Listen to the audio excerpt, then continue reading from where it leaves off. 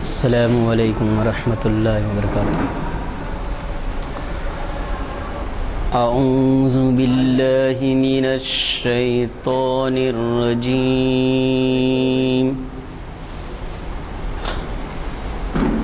بسم اللہ الرحمن الرحیم۔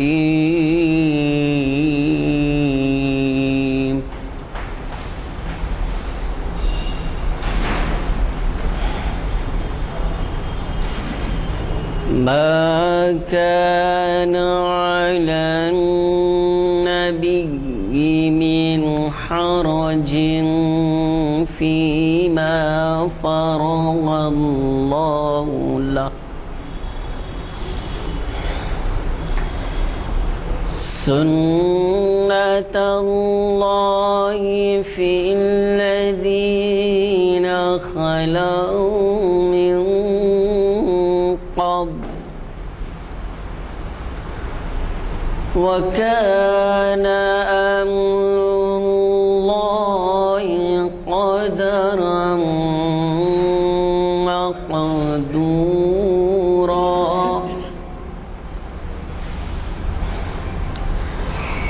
الذين يبلغون رسالات الله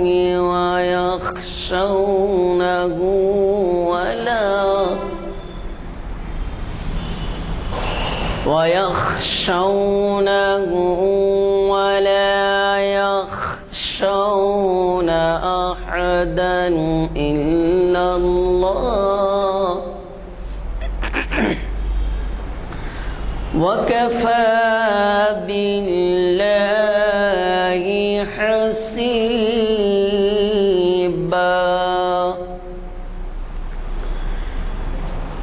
ما كان محمد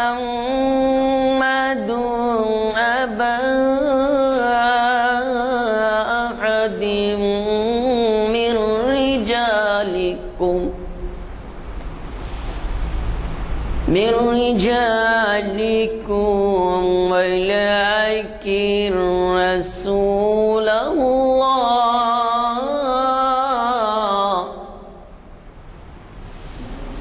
ولكن رسول الله، وخاتم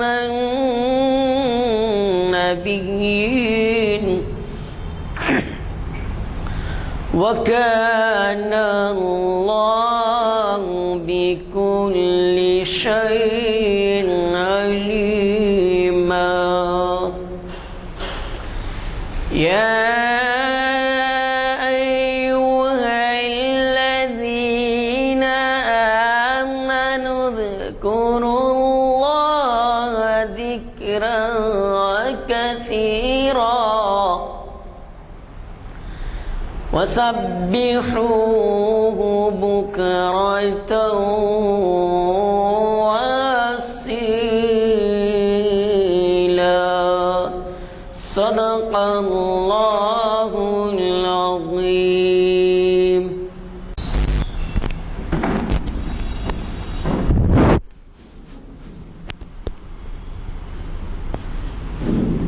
السلام علیکم ورحمۃ اللہ وبرکاتہ۔ اعوذ باللہ من الشیطان الرجیم، بسم اللہ الرحمن الرحیم۔ وانفسکم افلا تبصرون، صدق اللہ العظیم۔ یہ سورہ ذریات کی 21ویں آیت کا آخری چھوٹا سا حصہ ہے۔ اس کی طرف میں توجہ دلانا چاہتا ہوں کہ اللہ تعالیٰ کی عظیم کائنات، اس کے اندر کی عظیم نشانیاں روزانہ ہم دیکھتے ہیں، ہم جو ہے اس کا مشاہدہ کرتے ہیں۔ یہ زمین کا فرش ہونا، آسمان کا جو ہے ہمارا عرش ہونا، یہ سورج چاند اس کا اپنے اپنے وقت کے مطابق کا چلنا، یہ آسمانوں سے بارش کا ہونا، زمین مردہ جو تھی اس کا جو ہے نئی زندگی کا وہ حاصل کرنا، شجر پودے پھل پھول سب کا جو ہے اسی زمین سے نکلنا، اسی بارش کے پانی سے نکلنا، یہ تمام چیزیں ہم لوگ روزانہ مشاہدہ کرتے ہیں۔ لیکن اس آیت کے اندر اللہ تعالیٰ آپ کو اپنی طرف تمہارے اندر جو اللہ کی نشانیاں ہیں اس کی طرف توجہ دلاتے ہیں۔ وہ کہتے ہیں وَأَنفُسَكُمْ، اور تم اپنے اندر جو ہے جو نشانیاں ہیں اللہ کی اس کے اوپر غور اور تدبر کیوں نہیں کرتی؟ تدبر اور غور اس کے اوپر کرو۔ تو اس کے اندر صرف ایک مثال میں آپ کو دینا چاہتا ہوں، ویسے تو بے شمار نشانیاں ہیں ہمارے جسم کے اندر، صرف ایک نشانی یہ بھی ہے آپ کا انگوٹھا۔ انگوٹھے کے اندر اللہ تعالیٰ نے اتنی نقش و نگاری، اتنی آپ کے جو ہے نشانیاں اپنی بھر دی ہیں کہ دنیا کے 8 ارب کھرب انسانوں کے 16 ارب کھرب انگوٹھوں کو ملا دیا جائے تو ایک دوسرے سے نہیں ملتا، ایک دوسرے کے مشابہ نہیں ہیں۔ اب آپ یہی بات کو غور کریں، یہ لوگ جو تحقیق کیے ہیں سائنسداں بڑے بڑے انگوٹھے کے اوپر، تو وہ خود حیران ہو گئے۔ اور آپ یہ دیکھیں کہ کبھی آپ جن کو پڑھنا لکھنا نہیں آتا، وہ دستخط نہیں کر سکتے، تو ان کو انگوٹھا لگاؤ بولتے ہیں۔ کبھی آپ نے غور کیا کہ انگوٹھا کے لگانے کی کیا وجہ ہے؟ اس کے اندر اللہ تعالیٰ کی نشانیاں ہیں، اور یہ آیت اسی طرف اشارہ کرتی ہے کہ اپنے اندر کی جو اللہ کی نشانیاں ہیں بے پناہ، اس کے اوپر غور فکر تدبر کرو، اس کے بعد میں پھر یہ عالم کی طرف غور کرو۔ خیر، آج کا جو ہے ہمارے مخرج جو ہے بہت ہی جید عالم اور جو ہے سیاستداں بھی کہیے آپ، اور حالات حاضرہ پر گہری نظر رکھنے والی ہیں، بڑے بڑے عہدوں پر آپ فائز ہوئے ہیں، اور تعمیر ملت کے جو ہے بیک بون ہیں۔ سلیمان سکندر کے بعد میں جو اپنی مشاہدے میں پایا ہوں، یہ آپ کے اندر یہ خصوصیت پایا کہ نوجوان کو ابھارنے میں، اپنی مطمع نظر کو ظاہر کرنے میں، لوگوں کو اپنی طرف راغب کرنے میں بڑا ملکہ رکھتے ہیں الحمدللہ۔ تو یہ جانی پہچانی آپ کی شخصیت ہے۔ یہاں پر کئی جو ہے مرتبہ نشستوں کو جو ہے مخاطب کر چکے ہیں۔ انشاءاللہ آج بھی جو ہے بڑے اہم عنوان پر آپ مخاطب کر رہے ہیں، وہ یہ کہ ایمان پر استقامت۔ کلمہ پڑھ لیے وہ تو ایمان لا لیے آپ، لیکن اس کے اوپر قائم و دائم رہنا، اور اس کے اوپر جو ہے اس موضوع کے اوپر آپ انشاءاللہ تفصیل حاصل بات کریں گے۔ تو آج کی نشست جو ہے مسجد عالیہ گن فاؤنڈری میں یہ 825ویں نشست ہے، اور شریعت انفارمیشن کی 825ویں نشست ہے، اور یہ 20 سپٹمبر 2021 کو منعقد ہو رہی ہے۔ میں گزارش کرتا ہوں مدیر صاحب سے کہ وہ تشریف لائیں اور مخاطب کریں۔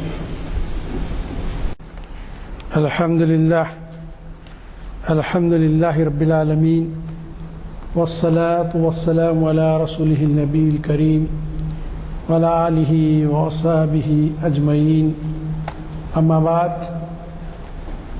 قال اللہ تعالی فی القرآن المجید: فاعوذ باللہ من الشیطان الرجیم، بسم اللہ الرحمن الرحیم، ان الذین قالوا ربنا اللہ ثم استقاموا تتنزل علیہم الملائکۃ الا تخافوا ولا تحزنوا وابشروا بالجنۃ التی کنتم توعدون۔ صدق اللہ وصدق رسولہ النبی الکریم ونحن علی ذلک من الشاہدین۔ محترم حاضرین اکرام، آج کا جو موضوع ہے ایمان پر استقامت اور اس کے مقامات، یہ جو موضوع ہے آج کا، یہ موضوع پہلے ہم سمجھیں گے کہ عنوان استقامت کے کیا معنی ہیں۔ اور ایمان تو آپ جانتے ہی ہیں، زبان سے اللہ کی وحدانیت، حسن کی رسالت کا اقرار کرنا، اور دل اس بات کی تصدیق کرنا، اقرار باللسانی و تصدیق بالقلب، یہ جو ایمان ہے۔ لیکن اب زبان سے بول بھی رہا ہے، دل بھی مان رہا ہے کہ یقیناً اللہ ایک ہے، لیکن عملی مظاہرہ جو کچھ ہونا چاہیے ایمان لانے کے بعد، وہ جو ہے وہ کس درجے کا ہو، کیسا ہو، کیسے مقامات آتے جس میں آزمائشیں ہوتی ہیں۔ جب آپ نے اقرار کر لیا کہ میں اللہ پر ایمان لاتا ہوں، تو پھر اس کے بعد قرآن مجید کی بے شمار آیتیں ہیں، اس میں اللہ فرماتا ہم تم کو ضرور آزمائیں گے، سورہ بقرہ کی آیت ہے جس میں فرمایا گیا اعوذ باللہ من الشیطان الرجیم بسم اللہ وَلَنَبْلُوَنَّكُمْ بِالشَّيْءٍ مِّنَ الْخَوْفِ وَالْجُوعِ وَنَقْصٍ مِّنَ الْأَمْوَالِ وَالْأَنفُسِ وَالثَّمَرَاتِ وَبَشِّرِ الصَّابِرِينَ۔ کہا گیا کہ جو ہم ضرور تم کو آزمائیں گے، تھوڑا سا خوف، تھوڑی سی بھوک، تھوڑے اموال میں نقصان کر کے تمہارے انفس، تمہاری جانوں میں کچھ نقصان ہوگا، یہ آزمائش ہے۔ پھر اس آزمائش پہ جو ثابت قدم رہے ویسے ایسے صبر کرنے والوں کو خوشخبری سنا دیجیے۔ پھر جنت کی جا تذکرہ کیا فرمایا، حسبتم ان تدخلوا الجنہ، کیا تم سمجھتے ہو کہ جنت میں ایسی آسانی سے داخل کیے جائے گے؟ ابھی ہم نے تم کو آزمایا نہیں جیسے تم سے پہلے اگلوں کو آزمایا تھا، ہلائے گئے جیسے اس کا ہلانا ٹھہرا۔ حد یہ ہو گئی کہ کلیجے ان کے حلق کو آ گئے، ہیبت کے مارے ایسی ہیبت تالی کریں ان کے اوپر۔ تو یہ آزمائشیں ہوگی۔ اس کے بعد بندہ کہتا ہے قالوا ربنا اللہ ثم استقاموا، پھر اس پہ قائم ہو جاتا ہے۔ نہیں، چاہے جو ہوتا ہے میں تو کہوں گا کہ میرا پروردگار ایک ہے، تو معلوم ہو رہا کہ عملی طور پر اس نے اپنے آپ کو ثابت کیا یہ اہل ایمان میں سے۔ ایک اور بات یہ ہے، سب یہ ہوتا کیوں ہے؟ ایک تو اللہ کی مشیت ہے کہ آزمائے، دوسری چیز یہ ہے کہ حق کو باطل کبھی برداشت نہیں کر سکتا۔ اقبال کا بہت پیارا شعر ہے حضور اسلام کی ذات کے بارے میں، ستیزہ کار رہا ہے ازل سے تائم روز، چراغ مصطفی سے شرار ابو لہبی۔ تو یہ ابو لہبی جو طاقتیں ہیں وہ رسالت مآب کے جو چراغ ہے، دین کا کہہ لیجئے، حضور کی ذات گرامی کہہ لیجئے، اس سے جو ہے حق بات کہہ لیجئے، وہ ہمیشہ اس کا دشمن بنا رہا ہے، اس کو بجھانے اور اس کو گل کرنے کی کوشش کرتا رہا ہے۔ یہ زمانے میں ہوتی رہی ہے اور آج بھی ہو رہی ہے، آج بھی ہوتے رہی۔ میں اس میں بتاؤں گا کہ کیسے کیسے مقامات آتے ہیں، اور انشاءاللہ اللہ نے توفیق اور ہدایت دی تو کوشش کروں گا کہ کچھ مثالیں بھی آپ کے سامنے رکھوں کہ اس کے درجات کیا ہیں اور یہ مقامات پر کیسے صبر کیا جاتا ہے۔ اب اللہ نے یہاں فرمایا، جس آیت کریمہ کی میں نے تلاوت کی سعادت حاصل کی، کہ قالوا ربنا اللہ، جب وہ کہتے ہیں کہ اللہ ہی ہمارا پروردگار ہے، ثم استقاموا، پھر اس پہ قائم ہو جاتے ہیں، ڈٹ جاتے ہیں، تو جو تتنزل علیہم الملائکہ، فرشتوں کا ان کے اوپر ظہور ہوتا ہے، نزول ہوتا ہے، فرشتے نازل ہوتے ہیں۔ پھر کہا گیا انہیں کسی قسم کا خوف اور غم رنجیدہ نہیں ہوتے، پھر انہیں جنت کی خوشخبری دے دو، جو کچھ کہ ان سے اللہ نے وعدہ کیا ہے اس بات کا کہ وہ ان کو خوشخبری جنت کی دے دی جاتی ہے۔ حضرات گرامی، پہلا مقام اس میں جو آتا ہے وہ انبیاء کرام کا مقام ہے۔ اگر ہم تھوڑا سا مختصر سا جائزہ لیں انبیاء کرام کی حیات طیبہ کا، تو ہم دیکھیں گے کہ جو ہے ان لوگوں نے جو مثالیں قائم کی، ایمان پر استقامت کی، یقیناً دوسرے انسانوں کی بات نہیں ہے، لیکن اس کے بعد صحابہ کرام اور بعض شہداء، بعض اولیاء کرام نے بھی اپنی مثالیں قائم کی، لیکن انبیاء کرام کا مقام اور مرتبہ بہت اعلیٰ ہے۔ حضرت نوح علیہ السلام، اگر آپ حضرت نوح علیہ السلام کی حیات طیبہ کو دیکھیں گے تو 950 سال تو خالی دین کی دعوت دیتے رہے، یہی کہ اللہ ایک ہے، یہ بت پرستی چھوڑ دو، اللہ کو ایک مان لو۔ انگلیوں پہ گنے جائیں 950 سال کے بعد اتنے لوگ ایمان لائیں، تو کیا دل بولا ہوگا؟ 950 سال، اندازہ لگا لی۔ اب 1 2 4 سال 5 سال 10 سال محنت کرتے قوم کے، ارے ہماری قوم نے سدھرنے والی ہے، بول کے چھوڑ دیتے۔ بولتے کہ نہیں بولتے؟ نہیں، نا امیدی نہیں صاحب، میرا کام تو اللہ تعالیٰ کے کلمے کو بلند کرنا ہے، کوئی قبول کرتا ہے نہ کرتا ہے، میری زندگی تو اسی میں لگ جائے۔ میری زندگی کا مقصد تیرے دی کی سرفرازی، میں اسی لیے مسلمان، میں اسی لیے نمازی، یہ مقصد ہے کہ نہیں؟ اس پہ قائم ایمان پہ رہتا ہے، اللہ ہی ہے، میرے کو اللہ کو راضی کرنا ہے۔ دنیا کے کوئی منصب، کوئی جاؤ جلال، کوئی عہدہ، کوئی چیز نہیں چاہیے، مجھے چاہیے کہ اسلام کو، دین حق کو میں غالب کروں۔ یہ ہوگا تو پھر انسان کھڑا رہے گا۔ نوح علیہ السلام کا کیا کیفیت ہوئی؟ اخیر میں پھر اللہ سے دعا کی، جب انہوں نے بہت جھٹلایا تو اللہ نے پھر ان کو جو ہے سیلاب کے طوفان کے ذریعے ان کو پوروں کو ہلاک کر دیا، ان کو اور ان کے گھر میں بھی جو ہے 4 میں سے 3 بچوں کو بچا لیا، 1 کو ڈبا دیا، اور پھر جو ہے ان کے اہلیہ کو اور کچھ اہل ایمان کو بچایا گیا، باقی پوروں کو اللہ تعالیٰ صفحہ ہستی سے مٹا دیا۔ عزیزان گرامی، ان انبیاء کرام میں سب سے منفرد معاملہ حضرت ابراہیم علیہ السلام کا ہے۔ یہ بات ذہن میں رہے ہمارے، اس لیے ہم جو ہے حضور نے فرمایا یہ ہم ملت ابراہیمی میں سے۔ اگر آپ غور کریں کہ یقیناً دوسرے بہت سارے انبیاء، حضرت اسماعیل علیہ السلام ہیں، لیکن ملت ابراہیمی کا نام کیوں لیا؟ ابراہیم علیہ السلام کو دیکھیں گے کہ جس معاشرے اور ماحول میں آنکھ کھولے، جس گھر میں آپ پیدا ہوئے، گھر کا گھر بولتے ہیں نا، آوے کا آوا، شرک میں ڈوبا ہوا، شرک میں، نجاست میں ڈوبا ہوا، بادشاہ وقت خود پوجا کرتا بتوں کی اور خود اپنے آپ کی پوجا کراتا۔ دیکھیے نمرود کا کیا معاملہ ہے، اور آپ نے پہلے شروع کیا ثابت قدمی کا مظاہرہ اپنے باپ سے۔ آپ کیوں کرتے ہیں ان بتوں کی عبادت؟ میں تفصیل میں جاؤں گا، کسی موقع پہ حضرت ابراہیم علیہ السلام کی سیرت میں بتا سکتے کیا ہے، آپ کو نفع پہنچاتے، نقصان پہنچاتے، کچھ نہیں کر سکتے، پھر کیوں؟ ولا یمشی ولا یتحرک، وہ حرکت بھی نہیں کر سکتے، چل نہیں سکتے، پھر آپ کیوں ان کے بارے میں ان کی عبادت کرتے ہو؟ تو اس قسم کا بات انہوں نے کہا کہ تیری خبر لوں گا، آپ آئندہ بولیں گا ہمارے گا۔ والدہ سننے کے لیے تیار نہیں، اہل رشتہ دار، اہل خاندان سننے کے لیے تیار نہیں، محلہ اور شہر کے جس علاقے کے لوگ کوئی سننے کے لیے تیار نہیں، سب نے بادشاہ سے شکایت کی۔ بادشاہ نے بلا کے کہا ابراہیم میرے علاوہ بھی تمہارا کوئی رب ہے؟ من ربک یا ابراہیم کا ربی اللہ۔ پورے مخالف ہیں، قتل بھی کر دیا جا سکتے ہیں، مار بھی دیا جا سکتے ہیں، ایمان پہ استقامت کے تنا سب کے مقابل ڈٹ گئے۔ یہ ایمان کی شان، کسی کی پرواہ نہیں۔ تو کہا منی اللہ، یہ اللہ کون ہے؟ بولے اللہ ہی و یمیت، زندگی اور موت کا دینے والا ہے۔ اب میں اس گفتگو میں رہ جاؤں گا آگے اس نے کیا کیا، پھر کیا معاملات ہوئے، لیکن آپ دیکھیے ثبات قدمی سے ڈٹے رہے۔ جب بادشاہ بھی مخالف ہو گیا اور جان کے در پہ ہوا تو پھر اس علاقے کو چھوڑ کر ملک شام تشریف لے گئے، پھر وہاں دین کی دعوت دی، پھر وہاں لوگوں نے اسلام قبول کیا۔ دیکھیے کتنا منفرد انداز جو حضرت ابراہیم علیہ السلام کا۔ موسیٰ علیہ السلام جس گھر میں پرورش پاتے، فرعون کے گھر میں، فرعون کے گھر میں، لیکن موسیٰ علیہ السلام نے اللہ سے مانگا کہ ہارون کو بھی میرے ساتھ پیغام بنا دیجیے، میری زبان میں تھوڑی لکونت ہے اور آپ میری زبان کو بھی درست کر دیں تاکہ میں جب ان سے واز کروں تو اچھے انداز میں سمجھے۔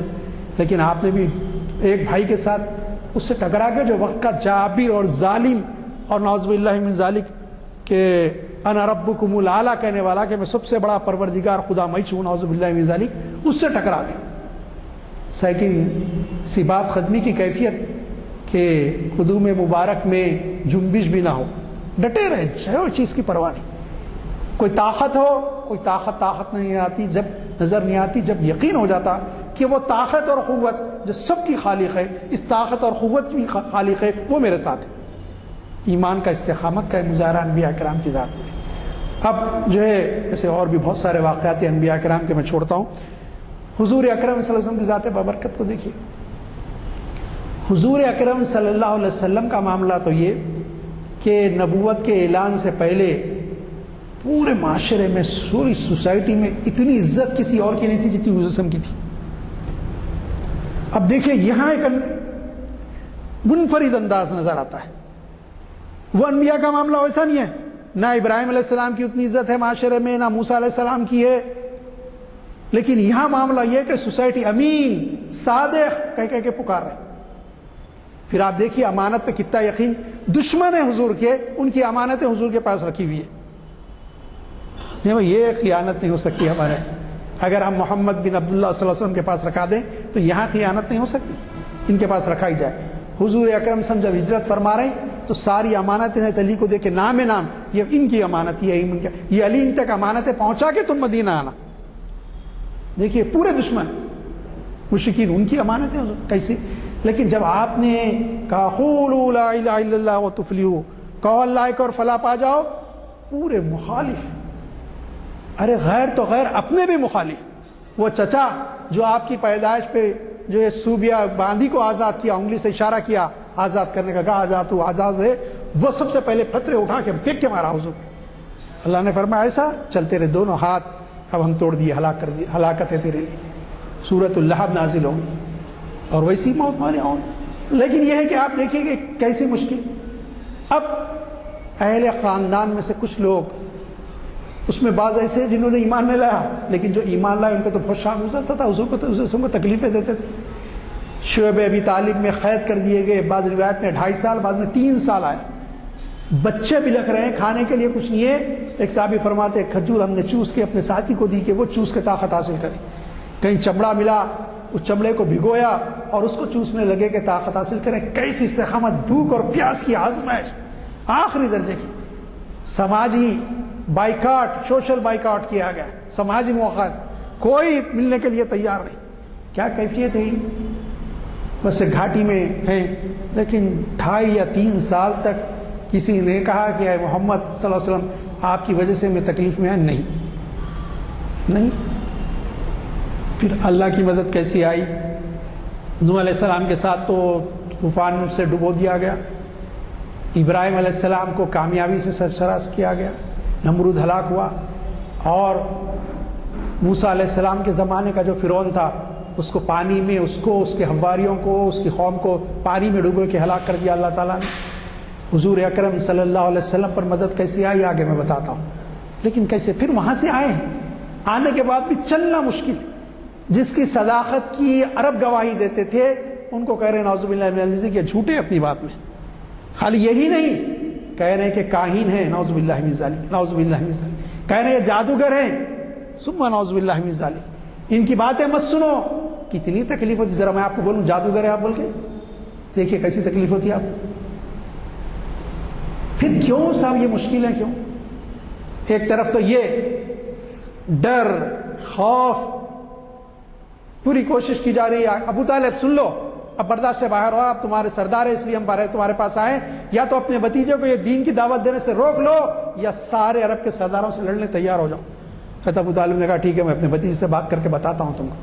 بلایا, کہا ہے میرے بھتیجے مجھ بوڑھے پر اتنا بوجھ مت ڈالو جس کو میں نے سار سکوں. فرمایا اللہ کے نبی صلی اللہ علیہ وسلم نے, چچا آپ یہ سمجھتے ہیں کہ یہ آپ کے بھروسے کر رہا ہوں میں؟ آپ جائیے اعلان کر دیجئے کہ آپ جو ہے میرے کفیل, میرے ولی نہیں ہیں, اور میرا رب میرے لیے تنہا کافی. چچا سن لیجئے, یا تو دین ان پہ غالب آ جائے گا یا اس راستے میں اپنی جان دے دوں گا. یہ استقامت کا مظاہرہ, ایمان. پھر انہوں نے کیا کہا, بھتیجے اب تم جو چاہے کرو, تمہاری مرضی. میں جا کے ان کو نہیں بولتا کہ میں نے جو ہے تمہاری سرپرستی ختم کر دی. ایمان لے لائے, لیکن کیفیت یہ کہ دیکھیے کیسے ڈٹے. اب ایک اور آزمائش, اور ہمارا معاملہ آج کل کے مسلمانوں کا معاملہ یہ ہے, کوئی برا نہ مانے میری بات کا, لیکن یہ حقائق ہے کہ ہم جو ہے 3 چیزیں ہیں جس کے اوپر بکتے ہیں, بلکہ 3-4 چیزیں. ایک یہ ہوتا ہے کہ عہدے کی لالچ. صاحب آپ کو ہماری پارٹی کے سیکرٹری بنا دیے جاتے ہیں, ہر ذرا آپ یہ علماء کے خلاف بول دو, یہ بورڈ مسلم پرسنل لا بورڈ کے خلاف بول دو, یہ مولویوں کے فتووں کے خلاف بول دو. صاحب یہ عہدہ نہیں چاہیے آدمی کو, کچھ مال کتنے لاکھ میں خریدا جا سکتا ہے اس کو. یہ ایک دوسری طرح کی آزمائش ہے. ہٹاؤ, یہ حضور کا اسوہ سامنے ہے تو ارے میں یہ سب چیزوں کو ٹھوکر پہ رکھتا ہوں, مجھے پرواہ نہیں ان کی. تیسری چیز ہے عورت, اور میں یہ ایسی نہیں کہہ رہا ہوں, آپ بڑے بڑے فورن امبیسڈر جو بن کے جاتے ہیں ان کی بیویوں کو دیکھ لیجیے, سب نان مسلم تقریباً. بڑے بڑے کرکٹ پلیئرز کو دیکھ لیجیے, بڑے بڑے فلمی ہیروز کو دیکھ لیجیے, وہ IAS IPS آفیسر جن کا گھر کا مسلم ماحول نہیں ہے, گھر میں کنٹرول نہیں ہے, ان کو دیکھ لیجیے, ان کے بیویاں نان مسلم پورے. میں پورا ریڈنگ کر کے یہ بات آپ کے سامنے لا رہا ہوں. ختم ہو گئے معاملہ. گناہ ہے, جب تک کلمہ نہ پڑھ لے, ایمان نہ لا لے, اس سے آپ نکاح نہیں کر سکتے. زنا ہے وہ تو. یہ ایک آزمائش ہے صاحب. یہ بھی ایک اور آزمائش ہمارے ملک میں آ گئی, وہ جو خوف کے ماحول تھا, وہ آزمائش میں آپ کو بتانے سے پہلے کہا حضور اسلام کے سامنے یہ دوسری چیز بھی لائیے. آ کے کہا کہ دیکھو ابو طالب, تم سردار, تمہارا بھتیجا سردار, تم خاندان سردار خاندان کے, قبیلہ قریش سے تعلق, بنو ہاشم کی اولاد, عبد المطلب کے پوتے. دیکھو اگر یہ سب کوشش ان کی یہ ہے کہ وہ بادشاہ بننا چاہتے ہیں تو ہم اب تک عرب میں بادشاہی نظام نہیں ہے, ہم بادشاہ بنا دیتے ہیں. اور وہ آزمائش وہاں بھی آئی. نہیں, ان کا مقصد یہ ہے کہ دولت چاہیے دنیا کی, جتنی دولت بھلے ان کے قدموں میں لا کے ڈل دیں. نہیں, اگر یہ اشارہ کر دیں, حضور کا عہد ہو چکا تھا, ابھی بھی خدیجہ الکبریٰ سے شادی ہو چکی تھی, جس سردار کی بیٹی کی طرف اشارہ کر دیں, کل ان کے قدموں میں ہوگی, اس سے شادی کر لیں. کیا چاہیے دنیا میں؟ 3 چیزوں کے لیے انسان جدوجہد کرتا ہے. کیا چاہیے بولے؟ وہ پھر حضرت ابو طالب نے کہا ذرا بھتیجے سے بات کرتا ہوں. بلا کے بھتیجے یہ پیشکش ہے بڑی بڑی. کہا چچا, مسکرائے حضور, کہ چچا میں ان کو دوزخ کے گڑھے سے ان کو پکڑ پکڑ کے کھینچ رہا ہوں اور یہ میں دنیا میں الجھانا چاہتا ہوں. چچا اس میں سے مجھے کچھ نہیں چاہیے, مجھے یہ چاہیے کہ یہ اللہ کی حق, اللہ تعالیٰ حق ہے, برحق ہے, اس کو جان لے, اس پہ ایمان لا لے, مجھ پہ ایمان لا لے اللہ کا رسول, مجھے اور کچھ نہیں چاہیے دنیا سے. اس دنیا ہے تو مسافر خانہ ہے, ہم مسافر ہیں, یہاں مجھے نہیں چاہیے. اب اگر یہ اس پہ ہوگا تو اگر ایسی کوئی لالچ کی آزمائش آئے, ڈر خوف کی آزمائش آئے, دونوں مثالیں حضور وسلم کی سیرت سے رکھ دیا. دو مقامات بھی ایسے ہیں جہاں انسان کا پیر پھسلتا ہے. ہمارے ساتھ اب دونوں چیزیں ایک بیک ساتھ چل رہی ہیں, بولتے نا two ways, side by side چل رہی. ایک طرف تو یہ ہے کہ ذرا ذی اثر شخصیت ہے تو وہ پہلے چیزوں سے اس کو خریدا جاتا ہے, کمزور ہے تو پھر ماب لچنگ کے نام پہ اس کو مار مار کے مار دیا جاتا ہے کہ چے سار بول, یا پھر جو ہے وندے ماترم پڑھ, یا پھر جو ہے بھارت ماتا کی جے بول. یہ بھی ایک آزمائش اس دور کی ہمارے پاس ہے, کیونکہ میں جب کبھی کسی چیز میں بیان کرتا ہوں تو کوشش کرتا ہوں جو بھی میرا ٹاپک ہے اس سے, حالات سے, اس دور کے جو چیلنجز اس کو ریلیٹڈ کروں. اس وقت ہمارے سامنے چیلنج. تیسرا چیلنج یہ ہے ان سین چیلنج, جس کو ہم بولتے ہیں. میں اس سے پہلے بول چکا ہوں یہاں پر, پھر ایک بار یاد کرتا ہوں اس بات کا کہ غیر محسوس انداز میں ٹی ویز, سیریلز کے ذریعے, پکچرز کے ذریعے, میں تو نہیں سیریلز دیکھتا نہ پکچر دیکھتا, میں جو کچھ سنتا ہوں وہ بتا رہا ہوں اپنے رشتہ داروں سے, ساتھیوں سے, دوست احباب سے, کہ جو ہے ہمارے کو شرک سے قریب کیا جا رہا ہے. یہ بڑا خطرناک ہے.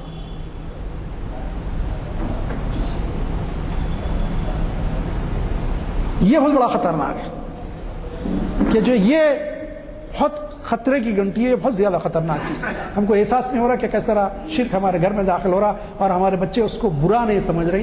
یہ بہت خطرناک چیز ہے. یہ بھی ایک ہمارے لیے چیلنج ہے. اب ایمان پہ استقامت ہے تو گھر والوں کو بھی کنٹرول کریں, ٹی وی بند کریں, ٹی وی نکال کے پھینک دیں ضرورت پڑی. صاحب آپ بولیں گے صاحب یہ موبائل ہے نا, کنٹرول کرنے کی کوشش کریں, آپ سے جتنا ہو سکتا کریں. بچوں کو کنٹرول کریں, ان کو سمجھائے بابا یہ دیکھنا گناہ ہے, یہ چیز یہ کرنا گناہ ہے, روکے. یہ ایک آزمائش ہمارے پہ ایمان کیا. میں جو ہے حضور اکرم صلی اللہ علیہ وسلم کو جو تکالیف دی گئی ہے وہ بہت سارے واقعات ہیں. مکے میں تو کیفیت یہ ہو گئی کہ راستہ چلنا دوبر ہو گیا, راستے سے نجاست سے ہو سکتا, اتنی تکلیفیں. کانٹے بچھاتے تھے, کچرا پھینکتے تھے, شریر بچوں کو پیچھے لگاتے تھے. پھر یہ کہ جو ہے عقبہ ابن معیط تھا, اس نے 2 وقت بہت زیادہ اذیت پہنچائی حضور صلی اللہ علیہ وسلم کو. ایک مرتبہ نماز کی حالت میں اونٹ کی اوجڑی پیٹھ پہ رکھ دیا آقا نام وسلم کے. دوسرے وقت رومال گلے میں ڈال کے کھینچا, آپ کی سانس اکھڑنے لگی, آنکھیں دیدے باہر آ گئی. تو وہ صدیق اکبر کو معلوم ہوا تو آ کے مار کے اپنے ٹکڑوں سے, کونیوں سے ان کو ہٹایا اور وہ کھولا.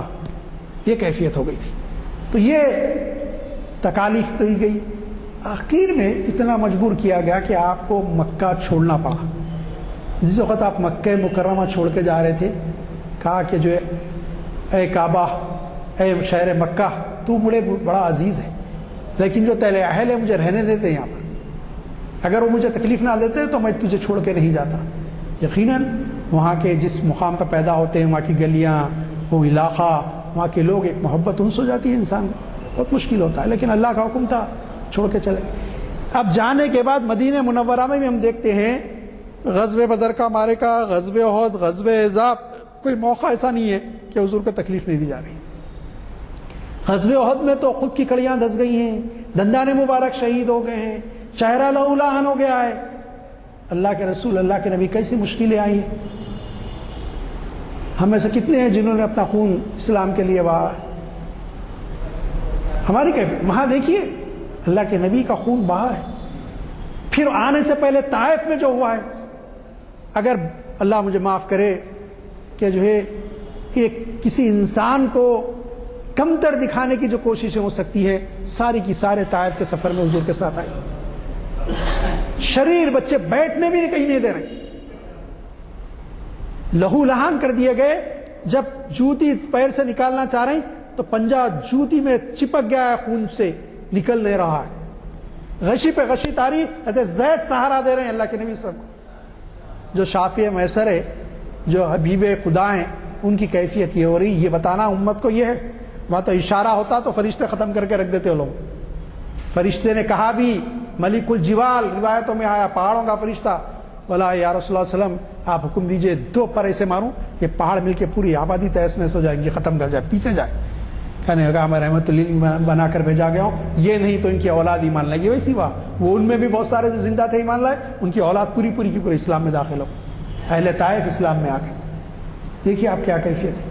پھر اس وقت جو دعا ہے کہ اللہ میں لاچار کمزور کر دیا گیا، مالک تیرے پیارے رسول کی کیا حالت لوگوں نے بنا دی ہے. مالک ان مشکل اور مصائب کے بعد اگر تو مجھ سے راضی ہے تو مجھے کوئی گلہ اور شکوہ نہیں. مالک تو قوت اور طاقت کا دینے والا ہے، اس کمزور بندے پر کو قوت اور طاقت عطا فرما. کیا کیفیت ہے. غزوہ خندق میں بھوک سے صاحب آ کے علیہ السلام 2 دن سے بھوکے ہیں، 2 پتھر باندھ کے. حضور نے اپنا دامن اٹھایا تو 3 پتھر بندھے ہوئے، گویا کہ حضور 3 دن سے بھوکے.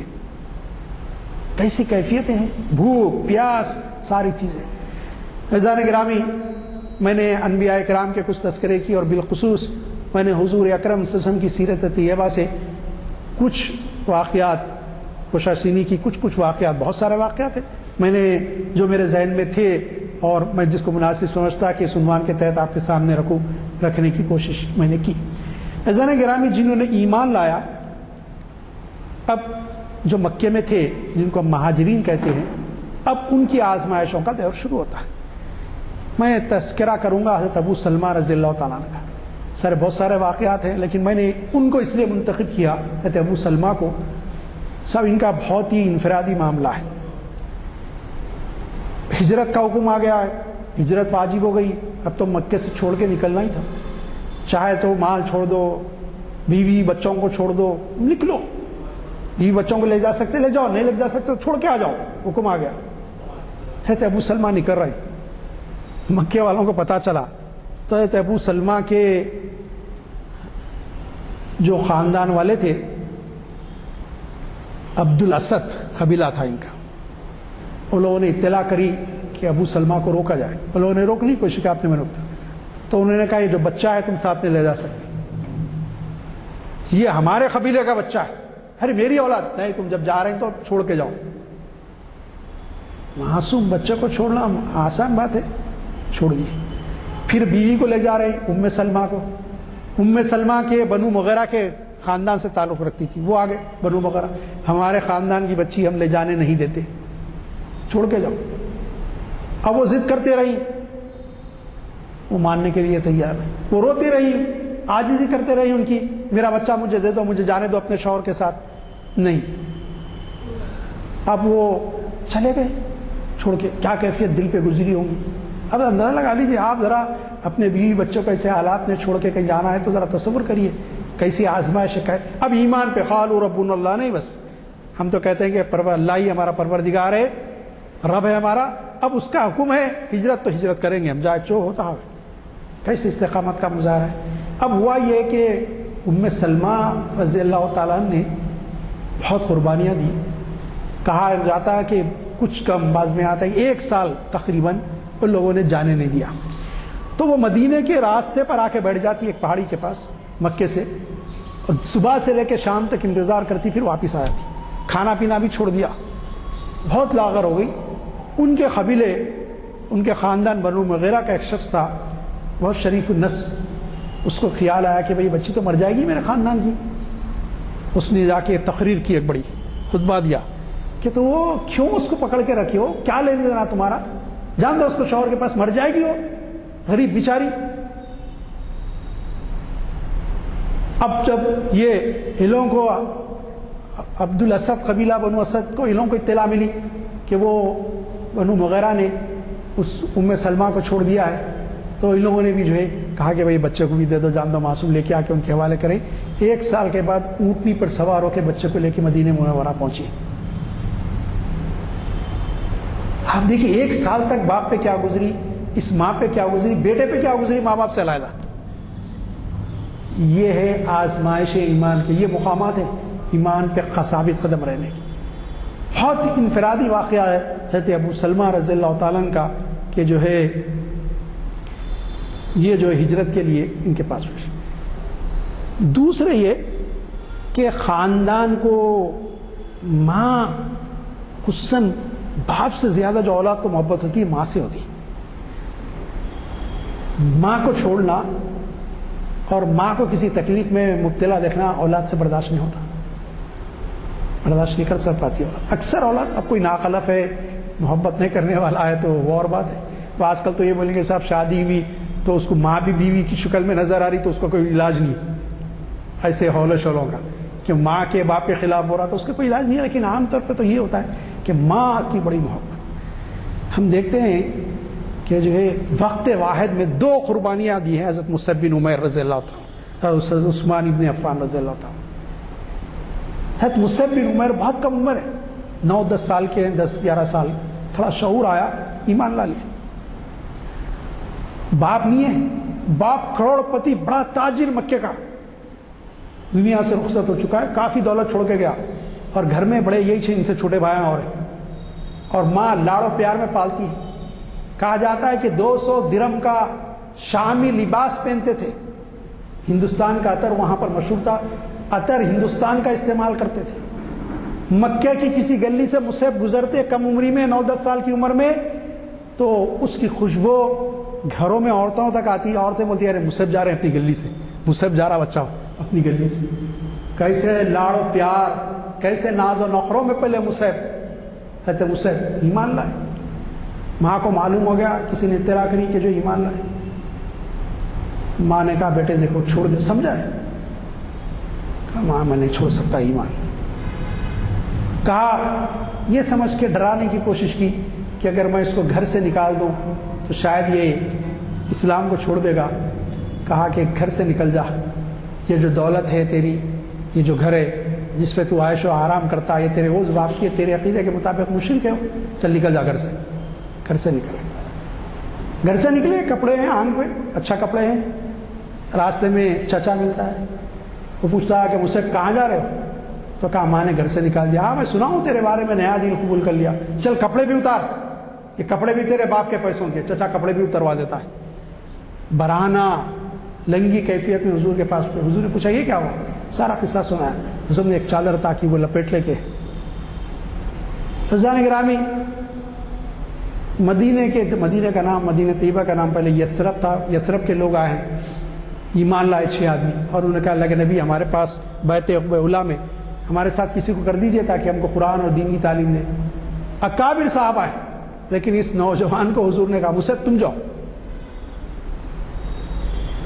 دیکھیے ان کی تربیت کے لیے، ان کو تعلیم دینے کے لیے ان کو بھیج رہے. یہ نوجوان ہے، وہ بھی نوجوان، کم عمر نوجوان، بہت بڑے نوجوان نہیں، وہ زیادہ 25-30 سال کے نہیں ہیں. ان کو بھیج رہے کہ جاؤ. 10 سال میں ایمان لائے تو جو ہے وہ 5 سال کی بات ہے، 6 سال کی، تو 16-17 سال، بہت سے بہت 18 سال کے ہوں گے، وہ گئے وہاں.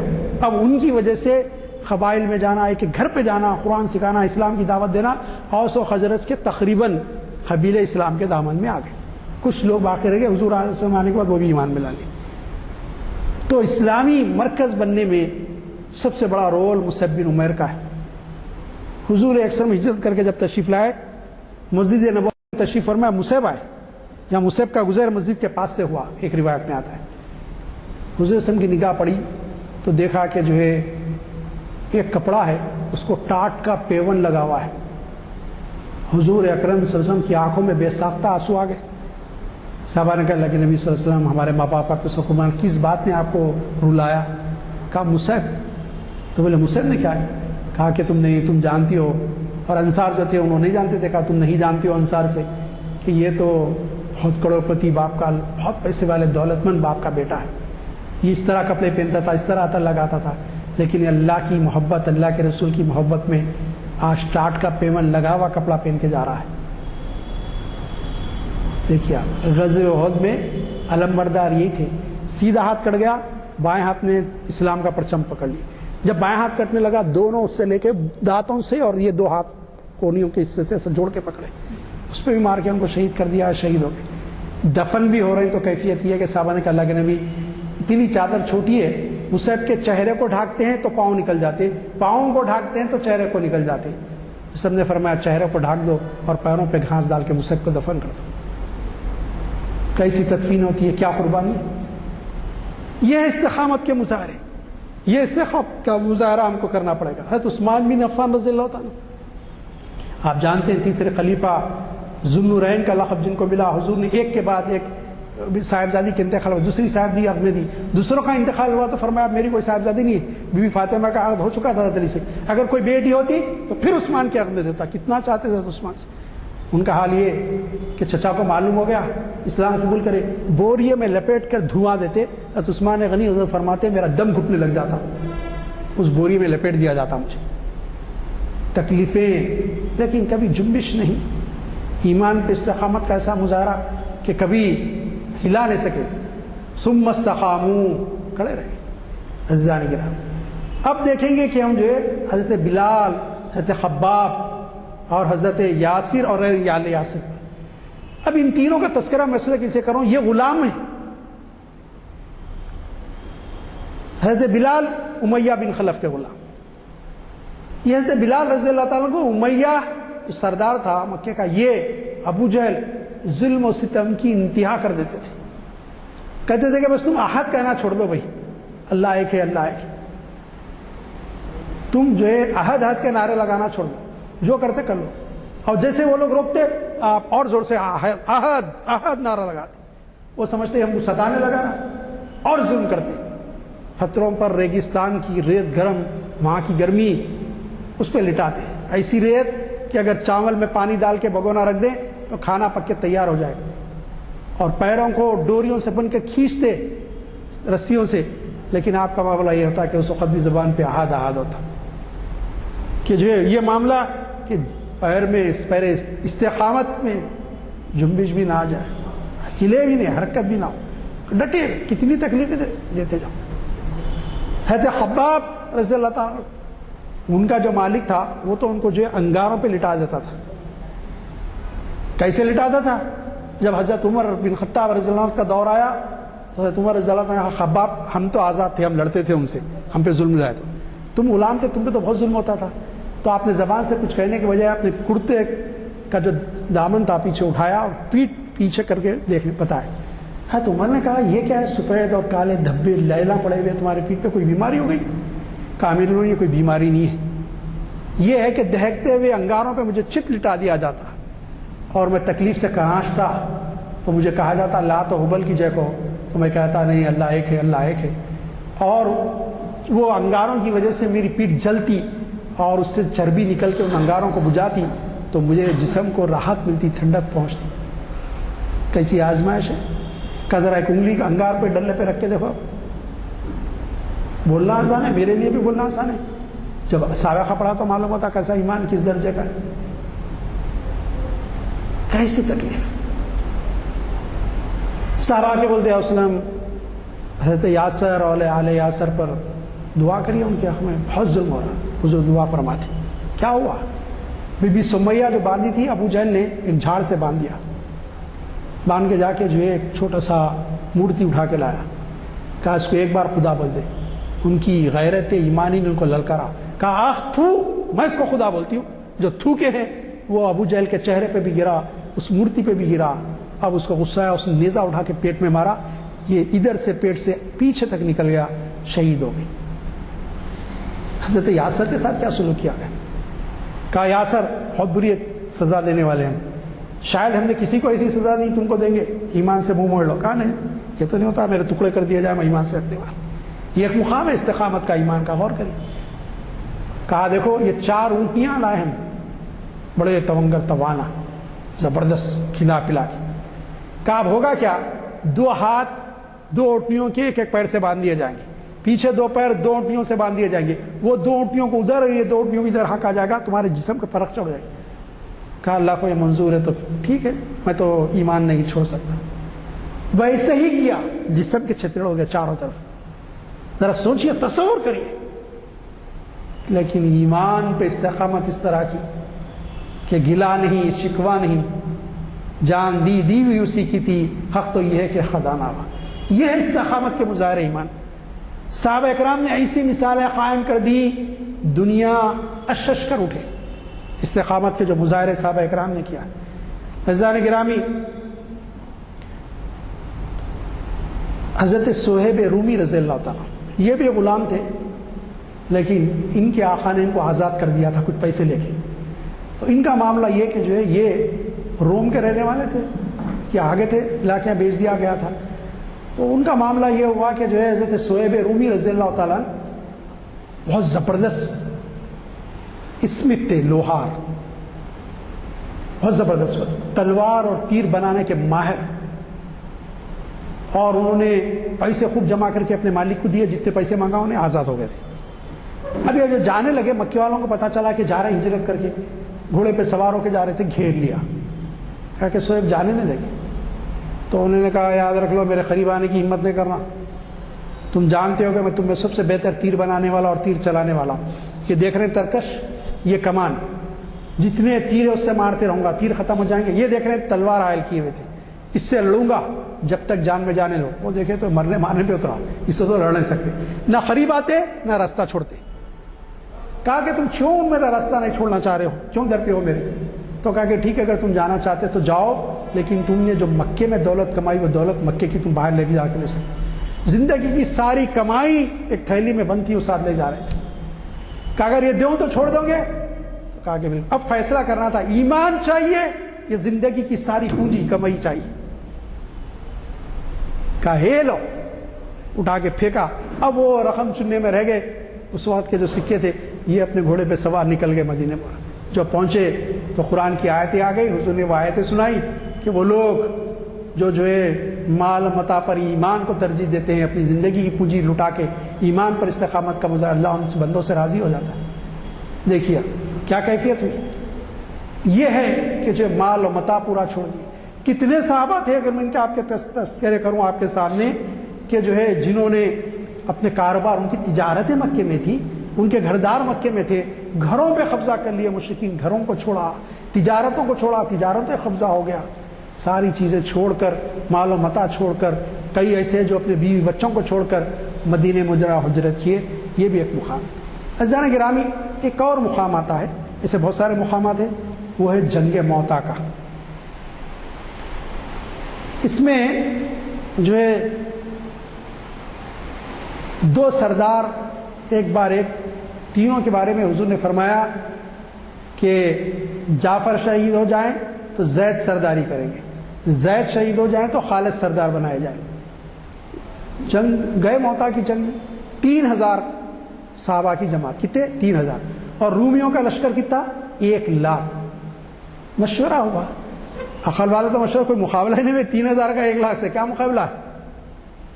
کوئی مقابلہ ہی نہیں ہے. کیسے مقابلہ کیا جا سکتا ہے؟ 3000 کدھر، 1,00,000 کدھر؟ صحابہ نے کہا کہ نہیں، دو ہی کام ہوں گے، یا تو ہم ان کو شکست دیں گے یا اللہ کے راستے میں شہادت. کیا مظاہرہ ایمان کا. حضرت زید شہید ہو گئے، حضرت جعفر نے علم اٹھا لیا کمانڈ کرے، وہ شہید ہو گئے، حضرت خالد نے علم اٹھایا، اور فوج کو ایسی ترتیب دی کہ جنگ لڑتے ہوئے وہ میدان سے نکل گئے باہر اور واپس آ گئے. اب مدینہ منورہ میں آئے تو آپ سمجھ رہے استقبال ہو رہا. مدینے کے مسلمان، مدینے میں جو مہاجر و انصار، ان کو پتھروں سے مار رہے ہیں، بزدل ہے، بھاگ کے آ گئے. حضور نے کہا نہیں، تعداد بہت تھی، قرآن کی حکم ہے کہ تعداد اور جمع کر کے لڑنے کے لیے واپس آئیں، یہ پھر جائیں گے لڑنے کے لیے. یہ بزدلی کا مظاہرہ انہوں نے نہیں کیا. لیکن دیکھیے کتنی زبردست مقابلہ، 1,00,000 سے لڑنا، کیسی بہادری، کیسی شجاعت کا مارے گا کہ بس بھائی اللہ کی رضا کے لیے جان بھی جاتی ہے تو جائے، کوئی معاملہ ہی نہیں. عزیزان گرامی، بہت واقعات. ایک واقعہ یہ ہے کہ یہ اصل میں غزوہ تبوک کا موقع. حسن نے اعلان فرمایا کہ چلو. جتنے منافق تھے وہ نہیں آئے. 3 صحابہ ایسے تھے جو منافق نہیں تھے، لیکن انہوں نے سوچا ہمارے پاس زبردست گھوڑے ہیں. اب حضور علیہ السلام اتنا بڑا لشکر لے جا رہے ہیں، تو جب لشکر چلتا ہے تو سلو چلتا ہے، ایسا چلتا ہے، ایک آدمی تیز جا سکتا. میں اپنے گھوڑے پہ دوڑاتے ہوئے کل جا کے مل جاؤں گا شام میں. کل چلے گیا، ارے کل بھی مل سکتا ہوں. وہ کل چلے گیا، کل بھی جا سکتا ہوں. اب اسی میں کل کرتے اطلاع ملی حضور علیہ السلام واپس آ رہے ہیں، جنگ نہیں بھی وہاں. آئے نہیں رومی لڑنے کے لیے. اب پریشان ہو گئے. تینوں آئے ہیں، کعب بن مالک، مرارہ بن ربیع، جو ہے ہلال بن امیہ رضوان اللہ تعالی. اور آ کے انہوں نے سچ بتایا، اللہ کے نبی کبھی اتنا پیسہ نہیں تھا، اتنا پیسہ تھا، صحت کبھی اتنی اچھی نہیں تھی، اتنی اچھی صحت تھی، لیکن صرف ہمارے کاہلی اور سستی نے یہ سوچ کے کہ ہم مل جائیں گے، آپ سے مل جائیں گے، ہم نہیں آ سکے. اس نے فرمایا تم دور ہو جاؤ میرے سے. پھر وہ آ کے سلام کرے, حضور نے سلام کا جواب, پھر اب اس کے بعد حکم دے دیا کوئی ان سے کلام نہ کرے, نہ ان کا سلام کا جواب. کعب بن مالک فرماتے میرا دوست تھا, میرا خالہ زاد بھائی, وہ کھیت میں کام کر رہا تھا, اپنے کھیت میں, کھیت تھا اس کا بہت بڑا, جا کے سلام کیا, ادھر سلام کرا تو اس نے منہ میں لیا. تو مجھے ایسے محسوس ہو گیا کہ اب میرے لیے دنیا مجھ پہ تنگ ہو گئی, اتنے مشکل اور مصائب. پھر اس کے بعد کچھ دن کے بعد حکم بیویوں کو, ان کی بیویوں کو, تم اپنے شوہروں کے بستر پہ نہ رہے, بستروں سے ہٹا دو. حضرت کعب بن مالک پہاڑ پہ چلے گئے, رہ کے کیا کروں, گھر میں بھی کوئی بات کرنے تیار نہیں ہے, کچھ سننے تیار نہیں. بعض روایات میں 1 مہینہ, بعض روایات میں 40 دن کے بعد اللہ تعالیٰ نے ان کی معافی کا اعلان کیا. کیسی آزمائش. یہاں اسلام کے لیے تھوڑی سی قربانی مانگو, ارے نکو جاؤ, اس کے پیچھے نکو جاؤ, قربانی دینا پڑتا. ایمان کے مقامات پھر کیا ہے ایسے لوگوں کے لیے؟ اللہ تعالیٰ فرشتوں کو نازل کرتا ہے, فرشتے نازل ہوتے ہیں. غزوہ بدر میں ہم نے دیکھا, اللہ نے فرمایا ہم نے فرشتے نازل کیے. صحابہ فرماتے, ایک صحابی فرماتے کہ میں مارنے دوڑا دشمن کو, کسی نے میرے سے پہلے وار کر کے اس کو گرا دیا اور اپنے گھوڑے سے کہہ رہا کہ تیز چل تیز چل. میں نے آ کے کہا اللہ کے نبی کوئی نظر نہیں آتا لیکن ایسا مار دیا. حضور نے کہا فرشتے تھے, اللہ نے مدد کے لیے بھیج دی. پھر اللہ کی مدد کیسی آئی؟ جنگ میں تو کسی کو اونگ نہیں آتی, صحابہ کرام کو اونگ آ گئی, فریش ہو گئے نیند کا جھپکا لینے کے بعد, پھر اڑے تو تر و تازہ. اللہ نے سکینت نازل کر دی, سکینت نازل کر دی ان کے اوپر. عزیزان گرامی, یہ ملائکہ کا نزول ہوتا ہے کہ جب ملائکہ نازل ہوتے ہیں تو ایمان پہ جما دیتے ہیں اور پھر شیاطینی طاقتیں گمراہ نہیں کر سکتی. اللہ تعالیٰ سے دعا ہے کہ مالک ایسے کبھی حالات آ جائیں تو ایمان پہ استقامت کا مظاہرہ کرنے اور جو باتیں ہم نے عرض کی اس کا ایک نمونہ پیش کرنے کی ہم کو توفیق عطا فرما. مالک جب تک دنیا میں زندہ رکھیے, اسلام پہ زندہ رکھیے, ہم سب کا خاتمہ ایمان پر فرمائیے. مالک جو وبا کم ہو رہی ہے اس کو ختم فرما دیجیے. مالک ہم پر رحم کے کرم کے معاملے فرما دیجیے, دشمنوں کی سازشوں سے ہم کو بچا لیجیے. صلی اللہ تعالیٰ علی خیر خلق محمد وآلہ وصحبہ اجمعین برحمتک یا ارحم الراحمین. کتاب کے بارے میں کیا کہہ سکتا ہوں, طبیعت تو چاہتی تھی کہ ابھی یہ کہتے چلے جائیں اور ہم سنتے چلے جائیں, لیکن اوقات کی مجبوری رہتی ہے. آپ نے انداز بیان ملاحظہ فرمایا کہ آپ نے ایسا نقشہ کھینچا ہے جیسے آپ کے سامنے سب کچھ ہو رہا ہے. اللہ تعالیٰ ان کی صلاحیتوں میں اور ترقی دے اور ہمیں اس سے استفادے کا موقع ملے. آپ یہ اندازہ لگائیے کہ ہمارے مقررین جب آتے ہیں تو کافی تیاری سے آتے ہیں. یہ نہیں ہے کہ کسی اسٹیج پہ جیسا سیاسی یا اور سماجی اسٹیجز ہوتے ہیں وہاں کھڑے کر دیے جاتے ہیں, ان کا کچھ بکواس جتنا ٹائم دیتے ہیں اس کا ادھر کر کے چلے جاتے ہیں. یہاں بہت تیاری سے آنا پڑتا ہے اور یہ بھی قابل تعریف ہے کہ ایسے اجتماعات میں ایک لفظ استعمال ہوتا ہے ریسیپٹیو مائنڈ. ریسیپٹیو مائنڈ کے معنی ہوتے ہیں جو کچھ کہا جا رہا ہے اس کو آپ ریسیو کرنا, جذب کرنا. یہ نہیں ہے کہ جلسوں میں یا کلاسوں میں یا اس میں ہوتا ہے, لیکچر بھی چلتا رہتا ہے, ادھر باتیں بھی چلتی رہتی ہیں, ادھر خلل بھی چلتا رہتا ہے. تو یہاں پر جو لوگ آتے ہیں وہ بڑے ہی ریسیپٹیو مائنڈ سے آتے ہیں, جس سے ہمارے لیے بڑی خوشی کا باعث ہے اور ہمارے لیے ہمت ہوتا ہے. پھر میں اپنی ایک بات کو دہراتا ہوں کہ مجھے کبھی توقع ہے کہ آپ کوشش کریں گے کہ نوجوانوں کو لائیں. اب آپ اندازہ لگائیے, میں ہمیشہ کہتا رہا ہوں کہ شاید 25 سال سے کم کے کوئی نظر نہیں آتے. اگر ہے ایک دو تو معاف کیجیے, اور 25 سال سے کم کے تو نظر ہی نہیں آتے. حالانکہ کالجز بند ہیں, اسکول بند ہیں, سب بند ہیں, ملازمتوں میں بھی نہیں جا رہے. لہذا اپنے ساتھ ایک ایک دو کو لانے کی تو کوشش کیجیے. ان کو اندازہ ہو کہ ہماری تہذیب کیا ہے, ہمارے ملنے اٹھنے بیٹھنے کے طریقے کیا ہیں, ہمارے دینی فرائض کیا ہیں. یہ تمام چیزیں ان کے بارے میں ان کی واقفیت ہوتی. اور اگر آپ, میرا خیال ہے کہ آج کے ماحول میں اگر آپ ایک کو بھی لاتے ہیں, دو کو بھی لاتے ہیں تو وہ بھی تبلیغ ہے, وہ بھی تبلیغ ہے. حالانکہ وہ مسلمان ہیں اور دین سے وابستہ ہیں, لیکن اگر آپ ان کو لا کر اس قسم کی تعلیم اور تدریس دے رہے ہیں اور ایسے ماحول میں بٹھا رہے ہیں تو یہ سمجھا جا سکتا ہے کہ یہ بھی تبلیغ ہے. मेरा अल्लाह का लाख लाख शुक्र है कि आज हमें इतना अच्छा मौका मिला सुनने का। अब आपको परसों का एक प्रोग्राम सुना के मैं रुखसत होता हूँ, और वो है इकबाल का पैगाम नौजवानान मिल्लत के नाम। और ये जो है आपके जाने पहचाने मुखर्रिर जनाब मोहम्मद ज़ियाउद्दीन नैयर साहब, जो तामीर मिल्लत के भी सदर हैं और इकबाल एकेडमी के भी सदर हैं, तो वो जो है मुखातिब करेंगे इकबाल का पैगाम नौजवानान मिल्लत के नाम। अभी मैं नौजवानों को जिक्र किया, कोशिश करिए कि नौजवानों को लाएँ इकबाल के पैगाम से। बस ये जो बात मैंने कही उससे राज ताल्लुक़ है इसका नौजवानान मिल्लत के नाम। चूँकि दुआ हो चुकी है महफिल की बर्खास्तगी का ऐलान ये लीजिए।